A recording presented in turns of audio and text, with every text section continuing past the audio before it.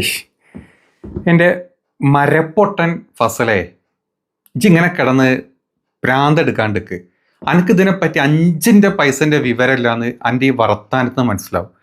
മുനമ്പത്തുകാരുടെ വിഷയത്തിന്റെ ഉത്തരം എന്ന് പറയുന്നത് നരേന്ദ്രമോദിക്കാണ്, അദ്ദേഹത്തിനാണ് ഇത് പരിഹാരം കണ്ടെത്തുക എന്നത് ഉൾപ്പെടെ പറഞ്ഞിട്ട് അത് പറഞ്ഞു കഴിഞ്ഞ് അതിന്റെ ഒരു ചൂട് പോലും മാറുന്നതിന്റെ മുമ്പ് ഒരു ഉളുപ്പുമില്ലാതെ മുസ്ലിം ലീഗിന്റെ നേതാവ് കുഞ്ഞാലിക്കുട്ടി വിളിച്ചു പറയുന്നതിന്റെ ഒരു ചെറിയ ഭാഗം ഞാൻ ഇവിടെ കൊടുക്കാം, നിങ്ങളത് കേട്ടുനോക്കൂ. അപ്പൊ ഈ വഖഫ് ബില്ലും മുനമ്പം പ്രശ്നവും ബന്ധമില്ലാന്നും വഖഫ് ബില്ല് പാസ്സാവുന്നതുകൊണ്ട് മുനമ്പം പ്രശ്നം തീരൂല എന്നുള്ളതും ഞങ്ങൾ നേരത്തെ പറഞ്ഞിട്ടുണ്ട്. ഇന്നിപ്പോൾ ബന്ധപ്പെട്ട മന്ത്രി തന്നെ വന്ന് അത് സമ്മതിച്ചു. അപ്പോൾ ഏതായാലും ഇത് സംബന്ധിച്ച് ഇതുവരെ അവർ നടത്തിയിരുന്ന പ്രചരണം ഇന്ന് വെറുതെ ആണ് എന്ന് ജനങ്ങൾക്ക് മനസ്സിലായിരിക്കുകയാണ്. ഇപ്പോൾ വെറുതെ സ്വീകരണമായിട്ട് വാങ്ങാന്നല്ലാതെ ഈ മുനമ്പം പ്രശ്നം ഇതുകൊണ്ട് തീരൂല എന്ന് അദ്ദേഹം തന്നെ പറഞ്ഞു കഴിഞ്ഞു. നിങ്ങൾ കേട്ടില്ലേ, ഇയാളെന്ത് പൊട്ടത്തര വിളിച്ചു പറയുന്നത് എന്ന് നമുക്കൊന്നും ചോദിക്കാൻ സാധിക്കില്ല. കാരണം മറ്റൊന്നല്ല, എന്താണ് കിരൺ റിജിജു പറഞ്ഞത് എന്ന് വളരെ വ്യക്തമായി മനസ്സിലാക്കിയിട്ടുള്ള ഒരാളാണ് കുഞ്ഞാലിക്കുട്ടി. പക്ഷേ കുഞ്ഞാലിക്കുട്ടിന്റെ പൊളിറ്റിക്സ് മുന്നോട്ട് കൊണ്ടോണ്ടേ, മതപാർട്ടിയെ മുന്നോട്ട് കൊണ്ടുപോയിട്ട് ഇവിടെ പ്രസിഡന്റ് ആക്കണ്ടേ, മഹാറാലി നടത്തണ്ടേ, അതിന്റെ ഭാഗമായിട്ട് പച്ച കള്ളത്തരം പറയുന്നതാ നിങ്ങൾ കേട്ടത്. ഒരു ഉളുപ്പുമില്ലാതെ പറയാ മുനമ്പത്തുകാർക്ക് ഒരു പരിഹാരമില്ല. കിരൺ റിജിജു തന്നെ ഏത് കിരൺ റിജിജു? നമ്മൾ അറിയുന്ന കിരൺ റിജിജു പറഞ്ഞതാണ് നമ്മുടെ വീഡിയോയുടെ തുടക്കത്തിൽ പറഞ്ഞത്. അല്ല, ഈ കുഞ്ഞാലിക്കുട്ടി എന്താ കരുതിയത് ഈ രാജ്യം ഭരിക്കുന്നത് ഹമാസ് ആണെന്നോ? ഹമാസിന്റെ രീതിയാണ് വെട്ടൊന്ന് തുണ്ടൻ. ഈ കുഞ്ഞാലിക്കുട്ടനെ പൊട്ടനെന്നും ബാക്കിയുള്ളവരെ പൊട്ടനെന്നും പറയാണ്ട് സ്വയം ഒരു പൊട്ടനാണ് അങ്ങോട്ട് പറയും. എടാ മരമണ്ട, നിന്നോട് ഞാൻ കാര്യം പറഞ്ഞുതരാം. നീ ഇങ്ങനെ കിടന്ന് സംഖ്യകളുടെ വാണം നക്കി ജീവിക്കുന്നതല്ലാതെ നിനക്ക് ഇതിനെപ്പറ്റി 5 പൈസന്റെ വിവരമില്ല എന്ന് എനിക്ക് മനസ്സിലായി. എടാ മരവാഴ, നിന്നോട് കാര്യം പറയട്ടെ. ഈ ഏപ്രിൽ 8 നമ്മുടെ രാഷ്ട്രപതി ഇതിൽ സൈൻ ചെയ്യുന്ന ഒരു സമയമുണ്ട്. അപ്പോഴാണ് ഇത് നിയമമാവുന്നത്. അതിൻ്റെ മുമ്പുള്ള ഒരു ഡിസ്പ്യൂട്ടും, അതായത് വഖഫിനെ സംബന്ധിച്ച് ഏപ്രിൽ 8 മുമ്പ് വന്നിട്ട് കോടതിയിലോട്ട് അല്ലെങ്കിൽ വഖഫ് ട്രൈബ്യൂണലിലോട്ട് വന്നിട്ടുള്ള ഒരു ഡിസ്പ്യൂട്ടുകളും ഈ നിയമത്തിൻ്റെ പരിധിയിൽ വരുന്നില്ലടാ മരമണ്ട. അത് മനസ്സിലാക്കുക. ഈ ഏപ്രിൽ 8 ശേഷം വരുന്ന പുതിയ കേസുകളാണെങ്കിലാണ് നീ പറഞ്ഞ പോലെ വഖഫ് ട്രിബ്യൂണലിലോട്ട് പോവാണ്ട് നേരിട്ട് നമ്മുടെ കോടതികളിലോട്ട് വന്നിട്ട്, അതായത് സെഷൻസ് കോടതി, ഹൈക്കോടതി, സുപ്രീം കോടതി, ഈ ലെവലിലോട്ട് ഇത് പോകുന്നത്. മുനമ്പം വിഷയം അതല്ല. മുനമ്പം വിഷയത്തിന് ഒരു വിധി 2019 വന്നിട്ടുണ്ട്, 2023 ഒരു വിധി വന്നിട്ടുണ്ട്. അതിപ്പോഴും കോടതിയുടെ അണ്ടറിൽ, വഖഫ് ട്രിബ്യൂണലിൻ്റെ അണ്ടറിലും പ്ലസ് എന്താ പറയുക ഹൈക്കോർട്ടിൻ്റെ അണ്ടറിലും കിടക്കുന്ന ഒരു കേസാണ്. അതും നിങ്ങളെല്ലാവരും കൂടെ ഈ വഖഫ് നിയമ ഭേദഗതി വന്നു കഴിഞ്ഞാൽ വഖഫ് എല്ലാം ക്ലിയറായി മുനമ്പത്തെ ആൾക്കാർക്ക് നേരിട്ട് നാളെ തന്നെ പോയിട്ട് അവർക്ക് വേണ്ട എന്താ പറയുക ടാക്സ് അടച്ചിട്ട്, നികുതി അടച്ചിട്ട് ഈ ഭൂമിയുടെ കാര്യങ്ങൾ ക്ലിയർ ചെയ്യാം എന്നുള്ളത് തെറ്റായിട്ടുള്ള ധാരണയാണ്. അത് വളരെ പച്ചക്കെന്ന് നമ്മുടെ കിരൺ റിജിജു പറഞ്ഞു. എന്നിട്ടും ഇവിടെ വന്ന് മെഴുകാൻ നിന്നെ കൊണ്ടൊക്കെ എങ്ങനെ പറ്റുന്നത്? നീയൊക്കെ എപ്പോഴും ഈ മോദി വാട്സപ്പ് യൂണിവേഴ്സിറ്റി ഒന്ന് മാറ്റിപ്പിടിക്കി. നീ ആദ്യം എടുത്തിട്ട കട്ട്സ് ഉണ്ടല്ലോ, അതായത് മോദിജിയാണ് എല്ലാത്തിനും തീരുമാനം, അത് കിരൺ റിജിജു പറഞ്ഞു. അതിനുശേഷം കിരൺ റിജിജു വേറെ കുറച്ച് കാര്യങ്ങൾ പറഞ്ഞു. എല്ലാം കേട്ടിട്ട് വേണ്ടേ മറ്റേ കാരാട്ടെ കിടന്ന് ചിലയ്ക്കാൻ? നീ അതെല്ലാം ചില കേക്ക്. ജോസഫ് ബെനി, നിങ്ങളെ ബി.ജെ.പി. തെറ്റിദ്ധരിപ്പിക്കുകയായിരുന്നോ, മുതലെടുക്കുകയായിരുന്നോ? അതെ, തീർച്ചയായിട്ടും ഞങ്ങള് ഈ വാർത്ത കേട്ടപ്പോൾ അക്ഷരാർത്ഥത്തിൽ ഞെട്ടിപ്പോയിരിക്കുകയാണ്. കാരണം മുനമ്പം സമരപ്പന്തലിൽ കേരളത്തിലെ എല്ലാ ബി.ജെ.പി. നേതാക്കന്മാരും വരികയും ഈ നിയമനിർമ്മാണത്തിലൂടെ, ഈ ഭേദഗതിയിലൂടെ ഞങ്ങൾക്ക് ശാശ്വതമായ ഒരു പരിഹാരം ലഭിക്കുകയും എന്തായാലും ഉറപ്പായിരുന്നു എന്നാണ് എല്ലാവരും തന്നെ പറഞ്ഞുകൊണ്ടിരുന്നത്. പക്ഷെ ഇത് അക്ഷരാർത്ഥത്തിൽ മുനമ്പം തീരപ്രദേശത്തെ ഓരോരുത്തരും ഞെട്ടിയിരിക്കുകയാണ്. കാരണം ഇനിയും ഞങ്ങൾ എത്ര കടമ്പകൾ കടക്കണം? ഇതിൽ ഞങ്ങൾക്ക് വളരെയധികം വിഷമമുണ്ട്. കാരണം ഇനിയിപ്പോ ഞങ്ങൾ അങ്ങോട്ടേക്ക് ഒരു ദീർഘമായ നീതിന്യായ പോരാട്ടം നടത്തേണ്ടി വരുമോ എന്ന് ആലോചിക്കുമ്പോൾ ഞങ്ങൾക്ക് ചിന്തിക്കാൻ പോലും അത് സാധിക്കുകയില്ല. കാരണം ഗവൺമെന്റ് അടിയന്തിരമായി ഇത് മനസ്സിലാക്കി ഞങ്ങൾക്ക് ഞങ്ങളുടെ റവന്യൂ അവകാശങ്ങൾ, കാരണം ഞങ്ങൾ ഈ ഭൂമി പണം കൊടുത്ത് വാങ്ങിച്ചതാണ്, അതിനു വേണ്ടിയിട്ടായിരുന്നു ഞങ്ങൾ ഈ സമരങ്ങൾ നടത്തിയിരുന്നതും.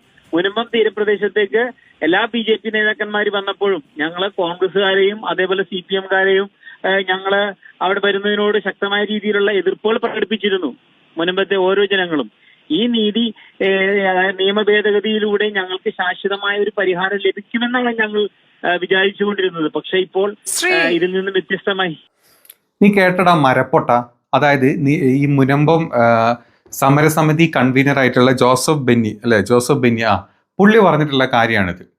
അതായത് അവർക്ക് കാര്യം മനസ്സിലായി. നീ നിന്റെ പൊരന്റെ ഔത്തുത്തിരുന്ന് ഇങ്ങനെ കിടന്ന് മോദിജീനെ അല്ലെങ്കിൽ ഈ പറഞ്ഞ RSSനെ ആസനം നക്കി വെളുപ്പിച്ചോണ്ടൊന്നും വെളുക്കാൻ പോകുന്നില്ല. നിന്റെ നാവ് തീട്ടം കൊണ്ട് നിറയാന്നല്ലാണ്ട് ആദ്യം നീ അത് മനസ്സിലാക്കണം. സാമാന്യ ബോധം നിനക്ക് വേണം. കേട്ടല്ലോ, ഇങ്ങനെ കിടന്ന് ഭൗ ഭൗ ഭൗ എന്നും പറഞ്ഞ് സംസാരിച്ചോണ്ട് കാര്യമില്ല. എന്താണോ നടക്കുന്നത് മനസ്സിലാക്കുക നീ ആദ്യം. അതായത് കിരൺ റിജിജു വളരെ വ്യക്തമായിട്ട് പറഞ്ഞിട്ടുള്ള കാര്യം അതാണ്. അതായത് ഇപ്പൊ എന്താണോ നടക്കുന്നത് ഇതിന്റെ അണ്ടറിൽ ഇത് വരാൻ പോകുന്നില്ല. നിങ്ങൾ ഹൈക്കോർട്ടിലോട്ട് ഹൈക്കോർട്ടിൽ നിന്ന് കഴിഞ്ഞിട്ടില്ല, നിങ്ങൾ സുപ്രീം കോർട്ടിലോട്ട് എന്ന് പച്ചക്ക് പുള്ളി ഇംഗ്ലീഷിലാണ് പറഞ്ഞാൽ മനസ്സിലായിട്ടുണ്ടാവില്ല. അത് വേറെ കാര്യം. ഞാൻ ഈ ക്ലിപ്പ് താഴ്ത്തിട്ട് അത് പൊന്നുമോനൊന്ന് കേട്ടിട്ട് വാ കേട്ടോ. മുനമ്പത്ത് പ്രശ്നം പരിഹരിക്കാൻ നിയമപോരാട്ടം തുടരണമെന്നും റവന്യൂ അവകാശങ്ങൾ എപ്പോൾ പുനഃസ്ഥാപിക്കുമെന്ന് പറയാൻ കഴിയില്ലെന്നും കേന്ദ്രമന്ത്രി. So now as a minister, I will not say that the High Court order is redundant. I have to honor the judicial pronouncement, but it is challengeable in the Supreme Court. Now with the existing new act, new provisions, with the supporting provisions which we have made, now it is easily challengeable in the Supreme Court. G കേട്ടല്ലോ, പുള്ളി പറഞ്ഞു. അതായത് ഏറ്റവും പെട്ടെന്ന് മുനമ്പത്തുകാർക്ക് പോകാൻ പറ്റുന്നത് നീ പറഞ്ഞ പോലെ മോദിജിനെ താങ്ങാനല്ല, അല്ലെങ്കിൽ കിരൺ റിജിജുവിനെ താങ്ങാനല്ല. എത്രയും പെട്ടെന്ന് നമ്മുടെ സ്റ്റേറ്റ് ഗവൺമെന്റ് എടുത്തോട്ട് സ്റ്റേറ്റ് ഗവൺമെന്റ് കാര്യങ്ങൾ ചെയ്തു തരും. അത് കഴിഞ്ഞ ഹൈക്കോർട്ടിൽ നിന്ന് വിധി വരും. അത് കഴിഞ്ഞ സുപ്രീം കോർട്ടിൽ നിന്ന് നിങ്ങൾ കാര്യങ്ങൾ ക്ലിയർ ചെയ്യ്, അല്ലെങ്കിൽ ട്രൈബ്യൂണലിൽ നിന്ന് കാര്യങ്ങൾ ക്ലിയർ ചെയ്യ് എന്നാ പറഞ്ഞത്. ഈ April 8 മുമ്പുള്ള ഒരു ഡിസ്പ്യൂട്ടാണിത്. നീ ചാടാണ്ട് സംസാരിക്കും, നീ കാര്യം പറഞ്ഞ് മനസ്സിലാക്കി പൊട്ടാ. അപ്പം ഈ ഒരു കാര്യം വേണമെങ്കിൽ ഇപ്പൊ ഈ പറഞ്ഞ കാര്യങ്ങളൊക്കെ നമ്മൾ പോണം. അല്ലാണ്ട് മോദിജിനെ കണ്ടുപിടിച്ചാൽ മുനമ്പത്താരെ പ്രശ്നം തീരൂല. മുനമ്പത്താരെ പ്രശ്നം പറഞ്ഞിട്ട് വോട്ട് നേടിയിട്ടുള്ള അല്ലെങ്കിൽ കാണിച്ചിട്ടുള്ള ഒരു ചെറ്റ നയം മാത്രമായിരുന്നു ഈ പറഞ്ഞ BJPയുടേത്. അതിന് നിന്നെ പോലത്തെ കുറെ വാണങ്ങൾ താങ്ങാനുണ്ട്. നീ അതൊക്കെ പോട്ടെ, നീ അതൊക്കെ അങ്ങോട്ട് മാറ്റി നിർത്ത്. നമ്മുടെ ട്രിബ്യൂണൽ കഴിഞ്ഞ ദിവസം ഒരു കാര്യം പറഞ്ഞു കുറച്ച് ദിവസം മുമ്പ്.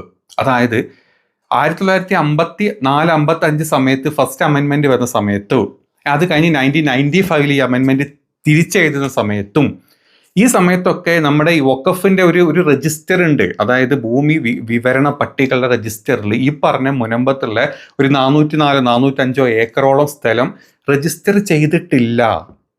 ഈ രജിസ്റ്റർ ചെയ്യാത്തോടത്തോളം കാലം ഈ പറഞ്ഞ സ്ഥലം ഇതിന്റെ അണ്ടറിൽ വരുന്നതല്ല എന്നുള്ള ഒരു സ്റ്റഡിയിലാണ് ഇപ്പം നമ്മുടെ ട്രിബ്യൂണൽ എത്തിയിട്ടുള്ളത്. അതിനെ സാധൂകരിക്കാനല്ല, അതിൻ്റെ കാര്യങ്ങൾ പഠിക്കാനാണ് നമ്മുടെ സ്റ്റേറ്റ് ഗവൺമെന്റ് ഒരു കമ്മീഷനെ വെച്ചിട്ടുള്ളത്. ആദ്യം ആ കമ്മീഷൻ നമ്മുടെ ഹൈക്കോർട്ട് സ്റ്റോപ്പ് ചെയ്തു. പിന്നെ ഹൈക്കോർട്ട് അതിനെ വീണ്ടും നിയമിച്ചിട്ടുണ്ട്. അവർ കറക്റ്റായിട്ടുള്ള സ്റ്റഡി കൊടുക്കും. അപ്പോൾ ഈ ട്രിബ്യൂണലും ഈ പറഞ്ഞ ആൾക്കാരും കൺഫേം ചെയ്യാണ്. അതായത് 1988 ഈ ഭൂമി ഈ പറഞ്ഞ മുനമ്പത്തുള്ള ആൾക്കാർ വാങ്ങിക്കുന്നത്. 88, 89, 90 കാലഘട്ടങ്ങളിൽ ഫറൂഖ് കോളേജിന്റെ കയ്യിൽ നിന്ന് ഈ പറഞ്ഞ പാവപ്പെട്ട 10-600 കുടുംബങ്ങൾ ഇത് വാങ്ങിക്കുന്ന ആ സമയത്ത് ഈ പറഞ്ഞ ഭൂമി ഈ പറഞ്ഞ വഖഫിന്റെ രജിസ്റ്റേർഡ് അല്ലാത്തൊരു ഭൂമി, പണ്ടെങ്ങോ പേരിന് പറഞ്ഞു വെച്ചിട്ടില്ല, വാക്കാല് പറഞ്ഞു വെച്ചിട്ടുള്ള ഒരു ഭൂമി രജിസ്റ്റേർഡ് അല്ലെങ്കിൽ ഇത് ഓട്ടോമാറ്റിക്കലി വഖഫ് ഭൂമി അല്ല.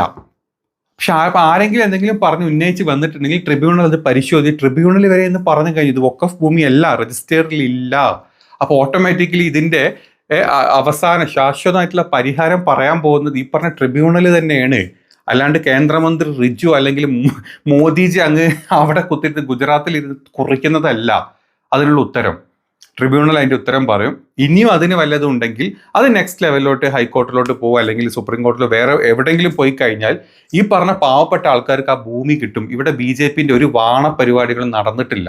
പിന്നെ നീയൊക്കെ ഈ BJPന്റെ ഫണ്ട്, RSS സംഘപരിവാറിന്റെ ഫണ്ട് നക്കി നിന്റെ മക്കളെ, നിന്റെ കുട്ടികളെ, നിന്റെ ഭാര്യനെയും താമസിപ്പിച്ച് ജീവിപ്പിക്കുന്നുണ്ടെങ്കിൽ അതിൻ്റെ നന്ദി ഇങ്ങനല്ല കാണിക്കേണ്ടത്. ഈ നാട്ടിലെ ആൾക്കാരെ, ഹിന്ദുവിനെയും മുസ്ലിമിനെയും തമ്മിലടുപ്പിച്ച്, അല്ലെങ്കിൽ ക്രിസ്ത്യനെയും ഹിന്ദുവിനെയും മുസ്ലിമിനെയും തമ്മിലടുപ്പിച്ചിട്ടുള്ള കൊണധികാരടിക്കാൻ നിൽക്കരുത്. നീയൊക്കെ മണ്ടനാവാണ്ടിരിക്കും. ഞാനിപ്പോൾ ഇത്രയും പറഞ്ഞ കാര്യങ്ങളൊന്ന് ചിന്തിച്ച് നോക്കുക, അല്ലെങ്കിൽ ഇതിനെപ്പറ്റി പഠിച്ചിട്ട് വാ. കേന്ദ്രമന്ത്രി റിജു അല്ല അവിടെ നിന്ന് ഒലത്താൻ പോകുന്നത്. ഈ പറഞ്ഞ വഖഫിന്റെ ട്രിബ്യൂണൽ April 8 മുമ്പുള്ള ഒരു ഡിസ്പ്യൂട്ടാണത്. ഇതിനുള്ള പരിഹാരം പറയാൻ പോകുന്നത് ഈ വഖഫ് ട്രിബ്യൂണൽ തന്നെയാണ്. ഹൈക്കോർട്ടാണ്. മറ്റവരാരുമല്ല. ട്രിബ്യൂണലിൽ അങ്ങോട്ട് ചാടി കയറി ഇത് മറ്റേ കോടതിയിലൊന്നും എത്തിയിട്ടില്ലടാ മരപ്പൊട്ട. നിന്നെ എത്ര വട്ടം പൊട്ടാന്ന് വിളിക്കണമെന്ന് എനിക്കറിയില്ല.